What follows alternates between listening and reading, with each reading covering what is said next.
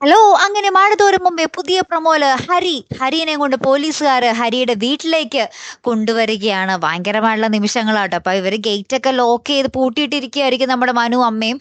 അപ്പൊ പോലീസുകാര് നമ്മുടെ മനുവിനെ വിളിക്കുന്നുണ്ട്. നമ്മുടെ ഇന്നത്തെ എപ്പിസോഡ് എന്തെങ്കിലും വിളിക്കുന്നുണ്ട്. വിളിച്ച് മനുവിനെ കൊണ്ട് ഗേറ്റ് തുറപ്പിക്കുകയാണ്. നോക്കുമ്പോൾ എന്താ പോലീസുകാരുടെ കൂടെ നമ്മുടെ ഹരിയും വീട്ടിലേക്ക് വരികയാണ്. അപ്പൊ ഈ വീട്ടുകാരുടെ മുന്നിൽ വെച്ചിട്ട് അടിച്ചൊതുക്കി ഒരു പരുവോക്കുന്നുണ്ട് നമ്മുടെ ഹരീനെ.